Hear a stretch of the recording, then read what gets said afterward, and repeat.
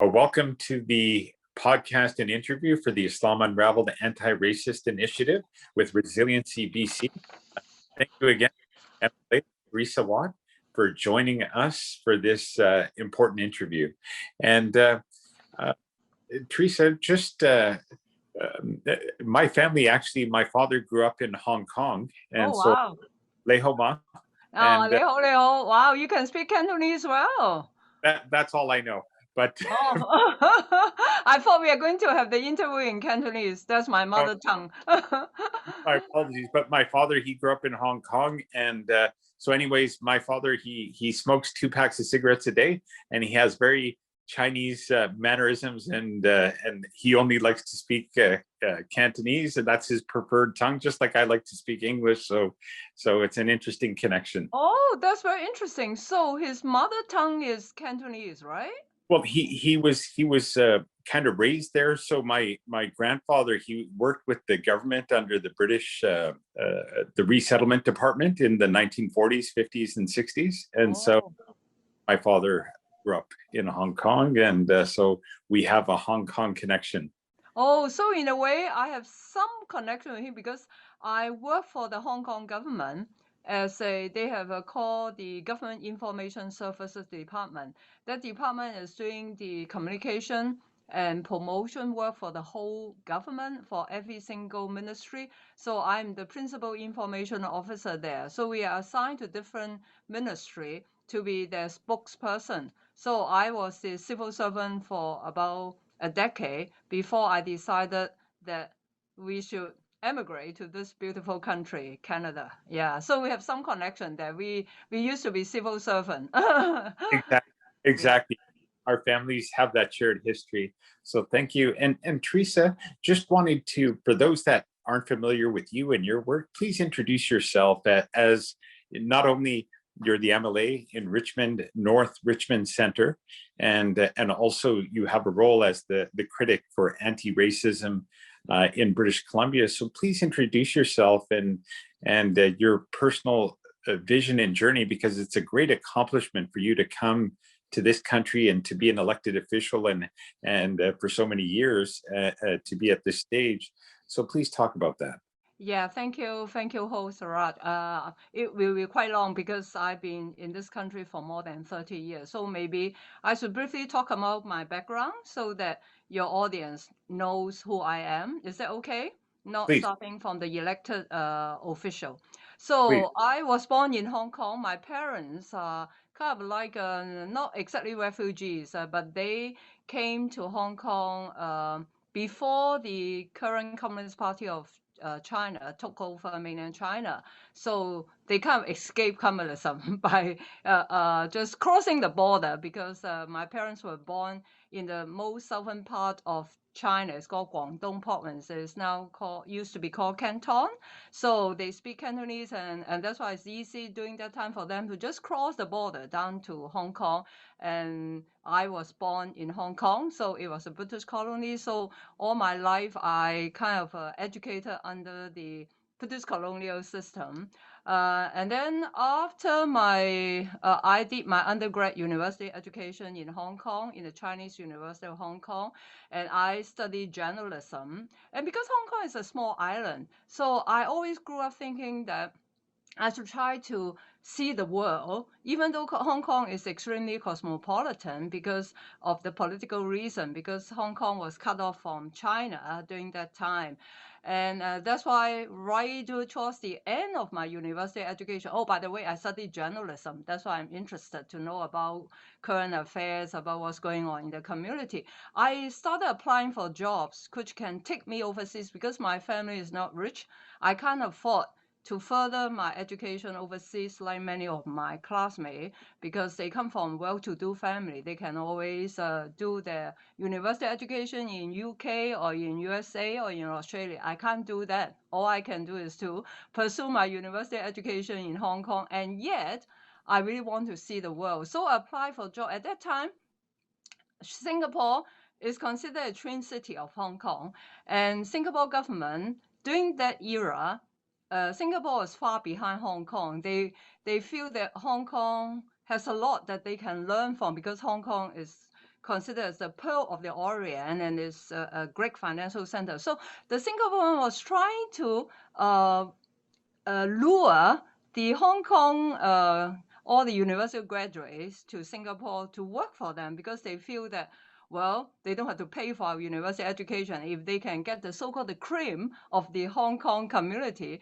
to work for Singapore. Maybe they can raise the standard of Singapore to be the same as Hong Kong. So I applied for the job and I got it. That's the first time Singapore government employ communication officer to work for their government-run TV and radio station. Because I was a straight A student, then I got the first class honors for my university education. That's why I got the job right away, and the salary was quite attractive at that time. So I was in Singapore for 3 years, and I did learn a lot.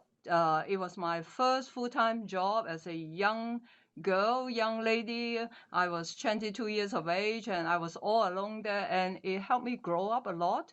And because Singapore is a democratic country, but when it was under Lee Kuan Yew, they have a lot of censorship on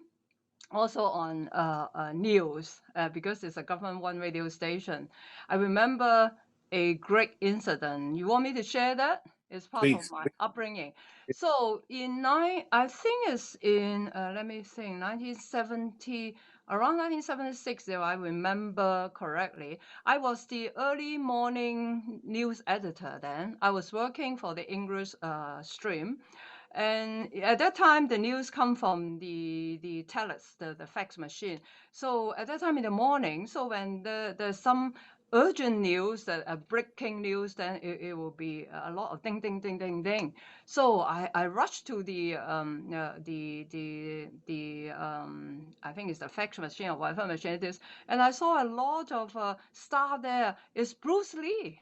So Bruce Lee, I'm sure you know who Bruce Lee is. Yeah, of So course, Bruce of Lee course. passed away, and so it's considered a big news in the Western world. But right away, I quickly try to think, how should I treat this news? Because I was responsible for the morning 10-minute news bulletin. So I know how Singapore government, how Lee Kuan Yew thinks about Bruce Lee. He is not definitely not considered a model for the Singapore young generation, because he is seen to be taking drugs and he's a womanizer. So I think, but I cannot afford not to report the news, right? So I think maybe I should give a simple sentence saying that, the Kung Fu star Bruce Lee passed away, and I thought I make the right decision. I put it towards the end as the last news item. So when so my news anchor read out the news, and after the news ended, we have a hotline in the newsroom. It's a big newsroom because Singapore is a multilingual society. There are 4 languages, and Chinese, Malay, the Indian language, and then is the Chinese language. So there's a hotline, it's a red telephone at the corner of the newsroom. And when I joined the news department, I was told by my chief editor that, Teresa, when that phone call rang, you have to run and grab it. That's a important phone that's there. So by the moment my news anchor finished reading the news item about Bruce Lee passed away, that phone rang. So I quickly ran over and picked up the phone. And then the person at the other side just told me that take off the last news item. And then that's it. So I don't know who he is. He did not identify himself. So I quickly called my chief editor. I said, well, this is what happened. I don't know who that is. Should I follow the director? He said, you know who he is? I don't have to say. And then I have to take off the news. So since then, I feel that as a student of journalism, I find that freedom of news is extremely important. It shouldn't be interfered by the government. But again, sorry, as a journalist, we need to have journalistic ethics, which I think now, unfortunately, many media, I don't think follow that. So that's again is something that really enlightened me as a young lady working in Singapore. That's why I want to cite this incident. And then after 3 years, I went back to Hong Kong, and because Hong Kong, again, as I told you, is a colonial government, and we were taught Cantonese and English, and we were never taught Mandarin. You probably know that Mandarin is the official language of China. I think the British government might want the Hong Kong the young people to be not in communication with the people in China. That's why they never promote Mandarin. When I Yeah. was in Singapore, because the Chinese language, they all speak Mandarin. Lee Yes. Kuan Yew is very smart. Lee Kuan Yew know that in order to engage relationship with China, which is a big country, you got to educate your citizen Mandarin, not in any dialect. So I could not communicate with the Chinese language stream people, and I feel that's not right. I am of Chinese descent, and Chinese is my mother tongue. English is my second language. Why do I have to resort to a second language to communicate with people who are of Chinese descent? So I decided that I have to learn Mandarin. And when I went back to Hong Kong, I saved money. After a couple of years in 1976, I think. Yeah. So I quit my job in Hong Kong and went all the way to Taiwan. At that time, China is still considered a not it's not opening up to the outside world. And you don't normally go and visit China because there was cultural revolution in China. So I went to Taiwan to learn my Mandarin, and I stayed there for 1 year. And that's why I'm in a way lucky enough that now I can speak Mandarin. Whereas a lot of my classmates, because they never have a opportunity of studying a language. So I'm fully trilingual. My mother tongue is Cantonese. My Mandarin is considered my second language. The written language is the same. It's just the spoken is different. English is my second language, and that's why, in a way, I have the asset of communicating to a lot of immigrants, especially now coming back to my political career, because I represent the constituent in Richmond Law Center. Uh, Almost 70%, maybe even over 70%, are Asian Canadians, and many of them are Chinese Canadians. And I have the advantage that I can speak their language. I can communicate with them because many of them still are not comfortable communicating in English, even though they might be able to speak the language. Because I don't know whether Tara, you speak a second language. Normally, you feel more comfortable speaking in your mother tongue. Even right now, I feel more comfortable speaking in Cantonese and in English Yeah. because you can't help it. That's your mother tongue, right? And you don't have to think. I don't know whether I'm thinking in Chinese or in English when I'm talking to you, to be honest. Yes. Anyway, even though in Hong Kong, when I work for the Hong Kong government, English is the working language. But again, it is my asset, but it can be my um disadvantage as well because I speak English with an accent, and people always see me as not Canadian. They will always see me sometimes as a foreigner. And actually, I jokingly say that I'm much older than many of the people that I talk to because I left Hong Kong at the end of 1989. So it's more than 30 years that I've been living in this great country, and I never returned to Hong Kong. I stay here. No, I'm not like most of immigrants who are rich enough to be returning to Hong Kong once a year. My daughter, she came at the age of 6, and she never returned to Hong Kong until she graduated from university. And I told her that now I will take you back to where you were born so that you will get to know your culture. And that's the time that I, after so many years, that I went back to Hong Kong because I feel that if I decided to emigrate to Canada, I have to burn my bridge in a way because I have to spend all my time here to get to understand my adopted country and to give back in return to this country. And when I came in 1989, the same as any immigrants, there's so much challenges. Even though I do, oh, by the way, and then after my 1 year stay in Taiwan, I came back to Hong Kong, and then because as I told you, I got the first class honor, and I was lucky enough to get a scholarship from a U.S. Research organization called East West Center. They gave me a full scholarship so that I can pursue my master degree in University of Hawaii for communication for 2 years, and that was a very generous scholarship. Not only do I have not to have to pay anything, but they still give us stipend every year. So I save off money. And then when we did our master paper during the summer, after the first year, they pay us for whatever trip we take. So I spend my summer touring around US mainland and going from one university to the other to prepare my thesis for my master. So I got to get to know America and Americans quite well after spending 2 years there. And then I went back to Hong Kong and worked for Hong Kong government.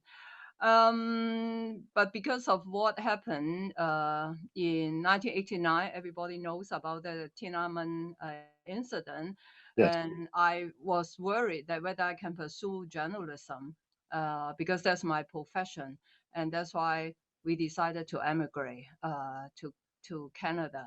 So that's why we end up in Canada. And my husband together, actually, my husband was my classmate in university. We both studied journalism, but unfortunately, my husband passed away in 2011. And if if I want to talk about why I got into politics, actually, it has something to do with the wish and stimulation from Stephen. Stephen is exactly the opposite of a typical straight A student like me in Hong Kong, because under our education system, we were not encouraged to have a more balanced life. We are encouraged to have more concentration, more focus on academic study, um, not encouraging us to take up any extracurricular activities, which is not a good education, but it is what it is. But my husband, Stephen, actually was quite active in student movement, and he feels that he did a lot of voluntary work. He feels that young people should get involved in the community, and he really admires my hardworking, straightforward kind of personality. But he is very critical of me for not spending time to serve the community. So when he was struck with cancer in 2003, he passed away in 2011. So we were there for 7 years when he was sick. We kept talking about a lot about life, what's the meaning in life. So he kept telling me that, Teresa, now you are really under a lot of pressure because my parents are living with me and I have to look after my parents. And as I told you, we don't come from a rich family. We still have to work to make a living. So, and plus the fact that Stephen was sick. So I ended up as like a breadwinner for the family.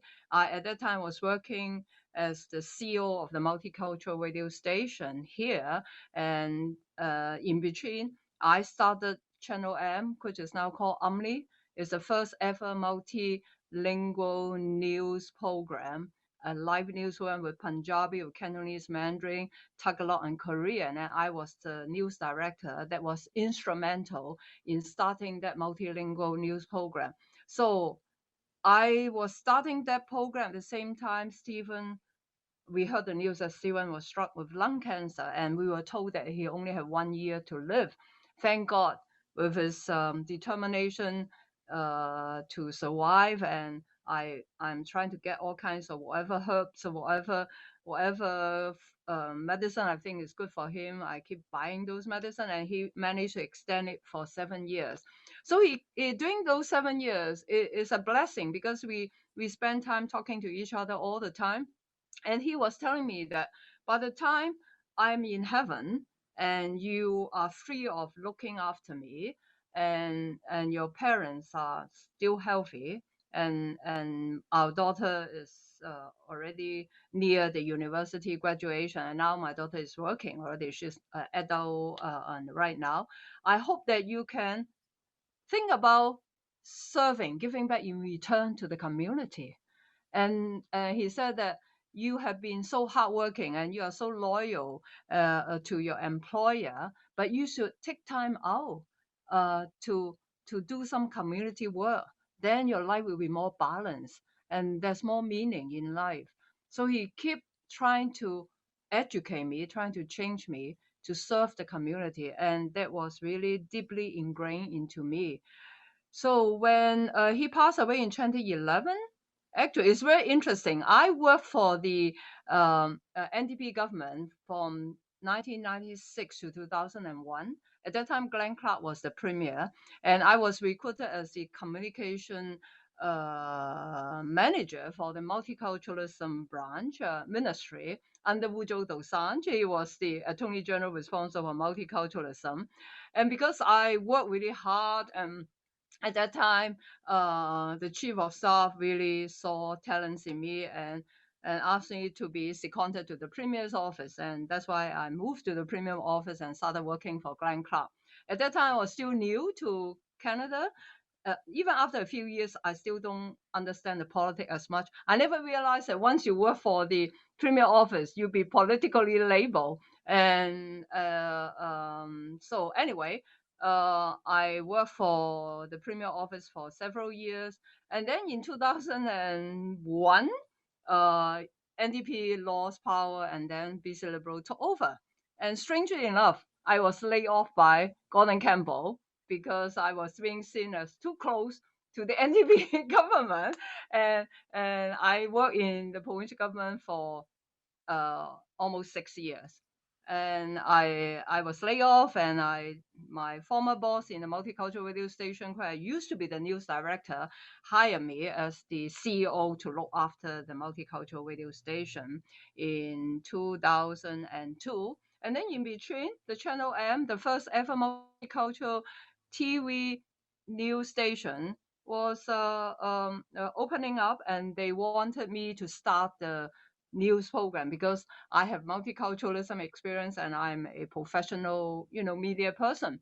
So I opened up I single-handedly started this program by employing people from the Punjabi community, from the Cantonese community, from the Mandarin community, and also we have once a week a Tagalog and Korean news program as well. That was a wonderful experience. Again, I feel some systemic racism there because it's supposed to be a mainstream TV station, and many of the management people are coming from the mainstream. I'm the only one that's coming from the immigrant community.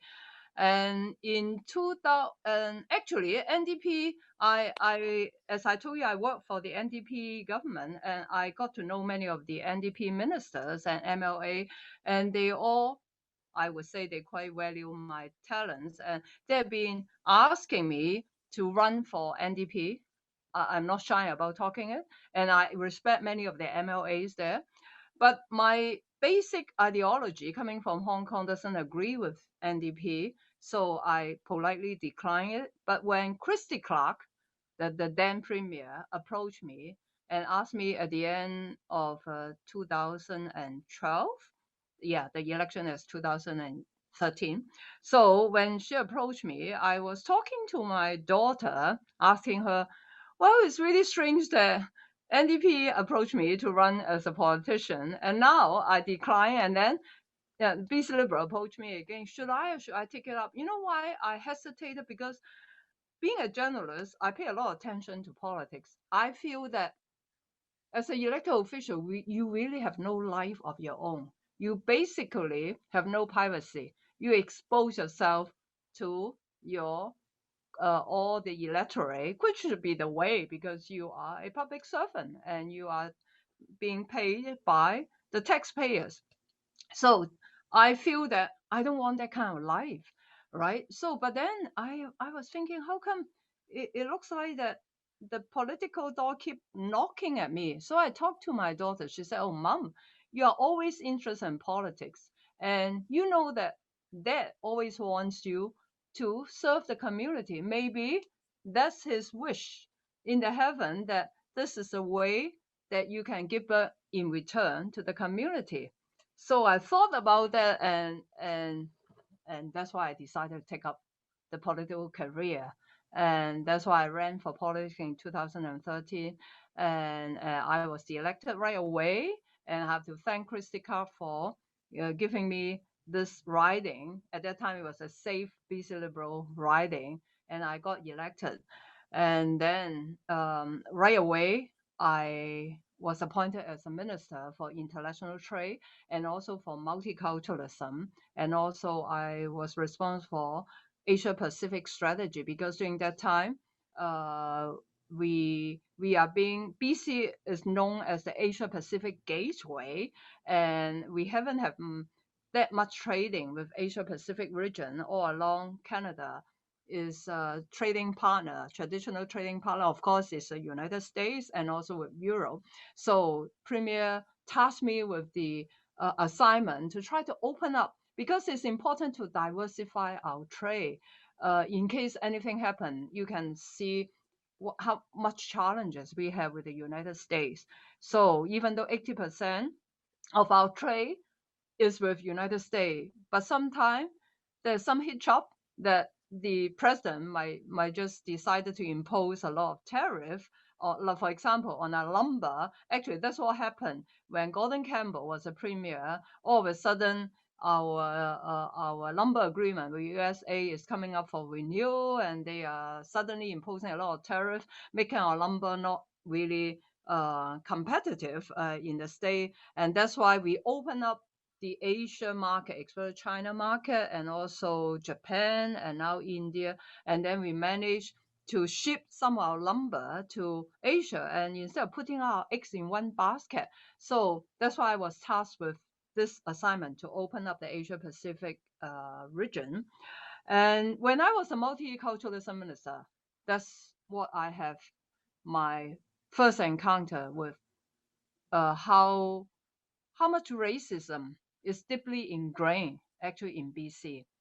The reason I picked Canada as the country that I'm going to spend my rest of my life because I in Asia we always admire Canada because Canada is the first country to have the Multiculturalism Act, and we all know that Canada has a proud history of promoting multiculturalism, which is quite different from the white Australian policy, and we are also different from USA. USA want you to be immersed in their culture instead of letting us to preserve our culture. And that's why Canada attracted me to come here. But then when I was a multiculturalism minister, I started reading a lot of history, and I was shocked to find that more than 100 years ago, when Chinese pioneers, actually the first immigrant, Chinese immigrant that coming to BC actually are from California because China was extremely poor then. So all the Chinese people on the coastal region, they have to find a way to make a living and send back money to their family. So they went all the way to California. California, the name Chinese name is called an old gold mountain city. They have a lot of gold mine. So they all went there to find gold. And but then after the gold mine was exhausted, they have to find another way to continue to make money and send money back to China. So they went up north, and that's how the Chinese pioneers ended up in Vancouver Island. And again, they were looking for gold mines. And then after the gold mines were exhausted, that was a time when BC at that time was not part of the Confederation. At that time, the Ottawa government gave British Columbia a condition that if BC can connect across the Canada Railway all the way to our west coast, then they are willing to take on BC as part of the Confederation. And you know how tough our geography is between BC and Alberta with the Rocky Mountains. So none of the white British Columbia are willing to take on the railway job. But Chinese pioneer, because they actually they have to do anything because first of all they don't speak the language and they are being discriminated. So it ended up that I would say that more than 95% of the workers, rail workers, are Chinese. And it was claimed that for every single mile of the railway, at least one Chinese rail workers lost their lives. And actually, BC has to be grateful for the Chinese pioneers. Without them, the railway across the country will not be connected all the way to the west coast. And yet, even though they have contributed so much, because at that time BC is really a white, province, and the white people at that time, they see this people of color as something that they don't want to welcome. That's why they imposed a head tax. The head tax initially was $50, and even $50, the Chinese still save money and try to sponsor their family members to come over. That's why eventually they raised it to $500. $500 at that time can at least buy 1 to 2 houses. Wow. And still it doesn't have any effect.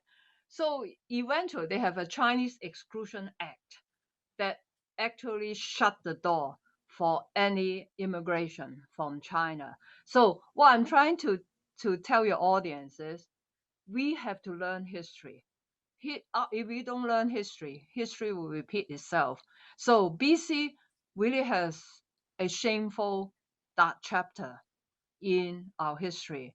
And that's why I was tasked by Critic that I should try to do consultation when I became the multicultural minister and trying to convince all the MLA, including the NDP.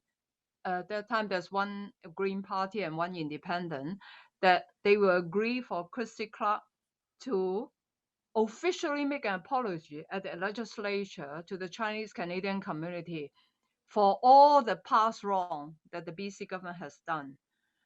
So eventually, I make that happen. But then I feel that if the day of the apology, we got a lot of media, but I told Premier, I said that still doesn't work, because if this is just a 1 day event, people tend to forget it about 1 day. So I asked the Premier that, can you give me some funding so that I can continue to do more legacy initiative project throughout my 4 years as a minister. If I'm not fired, at least I can start educating the general public about what multiculturalism is about what racism is about. So I'm grateful for Christica by allocating $1 million. So I have come up with a series of legacy initiative projects, including working with the education minister at that time to include the history in the past of what how Chinese Canadian, how First Nation, how East Indian, how Japanese Canadian. Japanese Canadian were all locked up during the Second World War because Canada is siding with the UK government. They think that Japanese Canadians' loyalty might lie with the Japan government during that time. So they were all of a sudden 1 day they just look for all the Japanese Canadian and took them to the interior and put them in internship in concentration camp, and their properties were all taken away and never returned to them. So you Wow. can see how racist we are. And don't forget about the Kotamara Maru, that ship that took, I think it's over 100 East Indian from India all the way. They are refugees coming all the way and after a few months landing in our shore. And yet, because again, East Indian are considered not welcome, the whole ship was being pushed back to India. Many of them die. So look at our history. We should be ashamed of what happened in the past. That's why this is not just to Chinese Canadian and also Muslim. Look at what happened in Quebec. Look at the Jewish. Today, I just read the news in the Victoria Jewish Center. There's some anti-Semitic graffiti there on the day when they try to remember Holocaust, right? So it's the Muslim, it's the Jewish community, the Black community, the Chinese Canadian, the East Indian, the Japanese, and the other, I'm sure, Filipino, Korean. And actually, after this interview, I'm going to talk to Miss Canada for 2020. She's a Filipino Canadian. She's a young lady, a charming lady. I just happened to get to know her, and she was saying that she was yelled at when she came at the age of 10 because she doesn't look white. And I'm going to talk to her about her experience and what she think about the latest anti-Asian hate crime. And you can see that actually racism has always been there. It's just that the victims don't bother to report to the police. As an elected official, when we come up with policy, we normally based on science-based data. If there's not a lot of statistics about racism cases or hate crime, then it's not in our radar screen. That's why I keep encouraging the community that we have to stand up and we have to speak out, because I was talking to some of my younger staff, they are in their 30s or 40s. They told me, actually, they said, Teresa, racism was always there when we were in university, when we are 18 or 19. We are always being yelled at, go back home, you chink. It's always there, but it's just that, especially for, I don't know about people from Middle Eastern country, the Muslim, maybe you guys are more outspoken than Chinese. You know that you are from Hong Kong. We are our education, because of Confucian kind of philosophy, we were kind of trying to be patient and to take whatever they come our way, trying to have peace instead of having any kind of a confrontation. And so we never think that we should report to the police. No, but we can't do that. Whenever we are victims, whether you are seriously injured or not, you have to report. At least there's some statistics there. And that's why I've been encouraging all victims of hate crime, of racism crime, they have to speak up. And we have to keep reminding British Columbia and Canadians as a whole that we pride ourselves as a multicultural country. And in a way, we are lucky. We are a better country than the United States, I think. We are still considered safe. But what happened in the last year or so that make me also worry and make our community extremely worried? People like us who are Chinese, who are women, will not feel safe walking along the street. I think part of the reason everybody knows is because people associate COVID with China, and it's easy for the general public to associate China with Chinese immigrants. They all see us as representing China, which is totally not inappropriate and doesn't make sense at all. And many of us now come from China. Even though we come from China, so what, right? So we have decided to make this our home. So how can you try to ally the government with the people who are emigrated from that country? So with especially with what happened with the Trump administration, and I do understand the frustration from the general public. With COVID-19 for more than 1 year, they lost their jobs. They cannot, you know, go out. They have no chance of talking to their friends. They might end up in their home all the time. So husband and wife sometimes do not see each other before that often. So when you are together and when you lost your job, you are in financial trouble. Of course, there will come a lot of mental, problem. And sometimes they walk along the street, they don't feel happy about their life. Maybe it's not really targeting, maybe it's not a racism crime. Sometimes they just vent up their frustration, and that's why I'm really worried.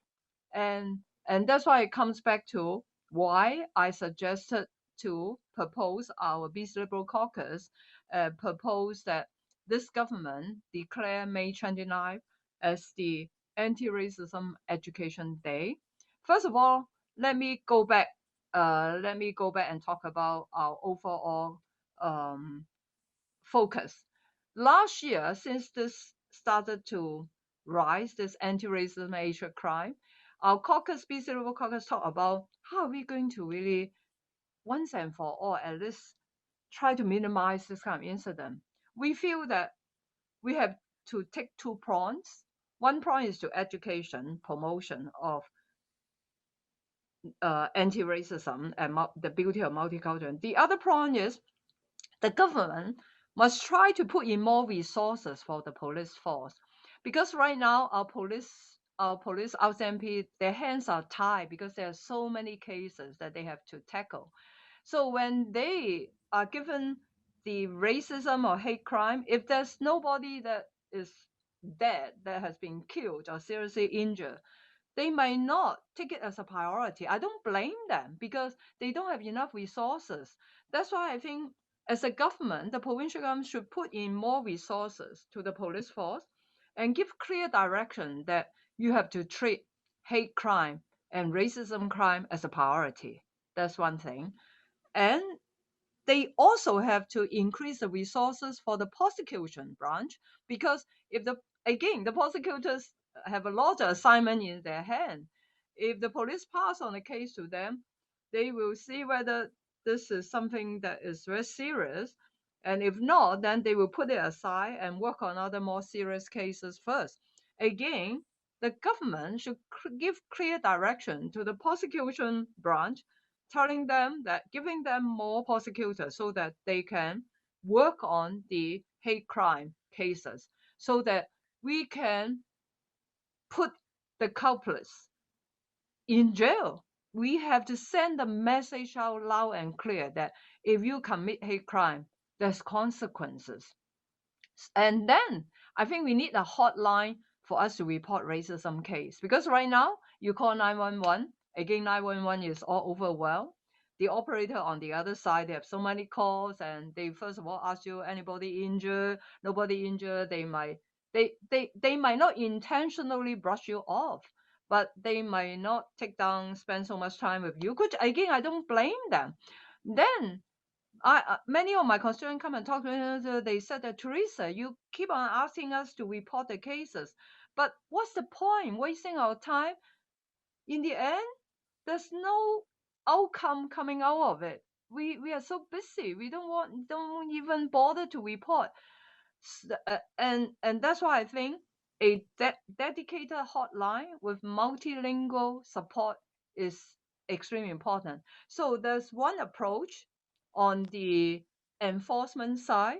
The other approach is what I'm suggesting: education, like what I did when I was a multicultural minister, that I make sure that the teachers will talk about our past shameful history, educate our students that we have to learn from history.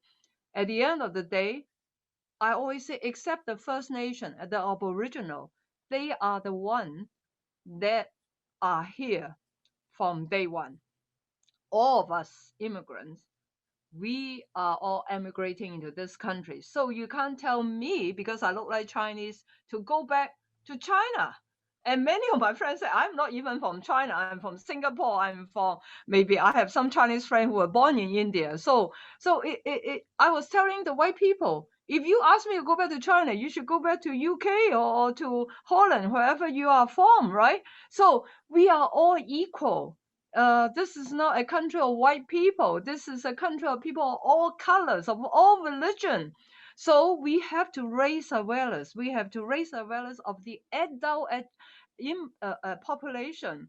Of course, we have to focus on educating Canadians from young, but at the same time, people over the age of 20 are still the majority. So that's why this anti-racism education day is extremely crucial. But this is not a one-day event. I am hoping that this government will follow what I did when I did the Chinese Legacy Initiative. We should have a series of events throughout the year, so that after that May 29th, we still keep educating, enlightening British Columbians about the beauty of multiculturalism, about the fact that you have no right to discriminate people who are practicing a different religion, who are having a different color of skin, who are speaking English with an accent. Americans speak English with an accent. Somebody coming from Texas, I can't understand the English either. Maybe Canadians have difficulty understanding me. I hope you have no difficulty understanding me. And people keep saying that, Teresa, why don't you get rid of your accent? And I got some comment from when I became the elected official, I don't want to quote who is who, saying that, Teresa, I can refer you to a school to get rid of your accent so that you can be seen as more mainstream. I said, I don't want to get rid of my accent. I want to be seen as a immigrant representative. It's not that to be honest, I'm proud of my accent. I say if I speak English the way that nobody understand, of course I have to improve, right? But then, it, to ask somebody like me who is an adult and I have more things to do, it's not easy to get rid of my accent, and I'm not shy about my accent. So I think I talked quite a long time. So maybe I should leave it to you to ask me some question. I'm trying to go here and there is a bit Well, not well organized. Sorry. well, no. What you've done and your work and your body of work, and what I really want to applaud you for is your concern for the other communities, even in your professional work, bringing Punjabi community, Korean community, Chinese community, all the communities together, Korean community together on one platform. That's vision. Because a lot of communities they focus. If I'm from Pakistan or India, that's that community, or if I'm from Philippines, I'll that community. But what you've done is to look at the broad approach, and I think with your experience in Singapore, with that being a multiracial society, and then Hong Kong as a multiracial society, you saw that it has to be a balanced because the same issues that affect one community will affect the others. So why not represent in media all the communities? And I applaud you for that, because that's pioneer, that's vision, that's breaking down silos, whereas a lot of ethnic groups tend to like to be with their own community. But from what you've done, just even before being an elected official, is bringing communities together on one platform, which is really uh, this is what it's all about. United we stand. As all racial community, BIPOC communities, that we stand together. We face similar issues. We may have different languages, colors, cultures, but we share humanity. We're all human beings. And by your work, your professional work and your political work, it reflects those values. So I want to applaud you, and really I enjoyed everything that you said, all the values that you said. We value that we are Canadian. We may look not like your blonde hair, blue eyed perception of what people think a Canadian is, but we are Canadian. We love the country, and to appreciate our accent, our color, our language, to appreciate it and also be Canadian.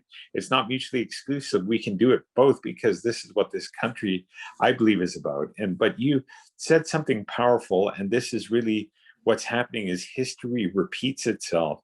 And because of the coronavirus and the rise in Asian attacks, because of the coronavirus and Donald Trump with his rhetoric in the US, blaming the coronavirus on China and what have you, inflaming people to say racist things, and not only say racist things, but also attack people physically. So let's talk about that, because this is in British Columbia. According to the RCMP, hate crime statistics against Asian people has been up 700 to 800% in 2020 alone. So let's talk about that and some of the work to combat that. One you said is a hotline. The other thing is online, because the internet is now the real world. What happens on the internet motivates people to commit real world violent crimes. So I would say also, in addition to a hotline, is a way to report online. And so let's talk about also online racism driving towards real world violence. Yeah, I do agree with you, Tara. Thank you for your kind compliment. And I just want to emphasize again that I try to set a example to the Chinese Canadian community because I speak the language. I keep telling them that first of all, we need to get integrated with this bigger community. We try to be aware of our environment. I know that it's easy for us to speak our own language, our mother tongue. As I told you, I am more comfortable speaking Cantonese, but when there's somebody who are not Chinese that are around you, be aware of that. Then try to speak English and try to learn English, no matter how challenging it is. If you have decided to come to a country that the official language is English. It's like if you don't know how to walk, how do you know how to run?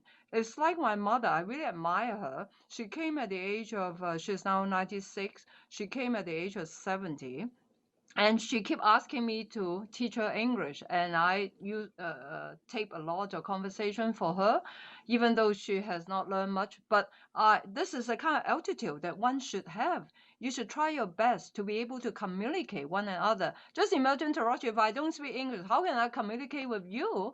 At the end of the day, this is official language, so this is important. And second thing, sorry, I have to go back to this. We have to try to reach out to the other community. That's why when one of your MTO Samashodi approached me to do some of the community work, I jumped at the opportunity. I think it's important for me. It's obvious that I'm of Chinese descent, that I should work with people from different culture together. I like what you said. Together we can win. We don't want it to be like South Africa, that we are like an isolated community. Even though this country encourage our own culture, we have to learn one another's culture. That's what make it so beautiful, right? It's like United Nations. So this is very important for your audience to understand that we should try to appreciate different culture, and then we will become a more gratifying and more understanding. And I think there will be less war in this world, and we can set a good example as Canadian. So to come back to your social media, I totally agree with you that with the social media being so prevalent that you can easily get on that. So I think the government should think about how to have censorship on social media. I know it's not easy. We need some expert to think about. It's like, remember, Donald Trump was being taken off from Twitter, right? Yeah. So I think there's a way to do it. We shouldn't let this kind of racism, hate, crime, this kind of comments to be prevalent in the social media, because many young people, they are not mature enough to tell the dark from the bright side. So they can be easily brainwashed, so to speak. This is like used to be the communism propaganda, and we should think about. I think the all the bright minds in the academic world, in the tech world, can think about a way how to censor all these kind of hatred commentaries coming out from social media. And I should leave it to the expert to do that. I think if we don't do that, it can be extremely detrimental. That we the younger people's mind will be really so-called damaged. Their brain will be damaged. This is one thing. Another thing is, that's why I think this anti-racism education day is important. That I hope the government can organize more events in the workplace, in Crown Corporation, maybe in school, in hospital, and try to get people talk about it. We have to talk about it. We have to be raising the awareness of every single British Columbian that this is not acceptable, that we cannot let this hate crime, especially now. This year is more against Asian Canadian. Actually, to be honest, I look at the figures. The hate crime against Muslims and Jews are also in the last 10 years on the rise. And now and then you heard about the killings in the malls. That really is so upsetting. I remember I was at the Quebec City Mall's Memorial Day, and it really breaks my heart to. I just don't understand how people can do something like that. It's like what happened in Atlanta, killing 8 lives. And even though they said it might not be related to racism, but most of them are Asian again. So we have to keep talking about that. And I think people, the audience who are listening to this program, they should go to the social media and condemn this kind of hate crime. We should bombard the social media with the right message, and we should fight this battle together. Don't think that it has nothing to do with you. You never know. I mean, one day, if we don't try to put in our effort to stop this from spreading. It's like the virus. It's like COVID-19 was happening. There might be variant. Racism can have variant as well. So that's why I applaud your Islam Unravel Anti-Racism Initiative project.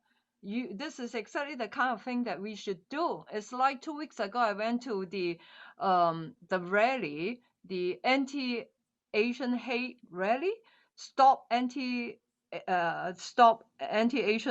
hate rally, and I spoke about my own experience. And there's, I think, 1,000 people there. That day was not good weather, and I'm quite impressed there's still so many people that came up. I think we need to have more of this kind of event to raise awareness, and it's good to talk about it. Well, we should, like me as an elected official, I try to, like you, to have this kind of Zoom meeting. Right now, we cannot have rallies maybe all the time because of the safety, but we can have this kind of Zoom. We can organize a Zoom of 100 people. At least we should do it step by step. I don't believe that we can eliminate racism, but at least we can reduce it to the bare minimum. And this is what Canada is about. And I think Canada can be really shine a light to the whole world. And because this world is still full of, a lot of conflict.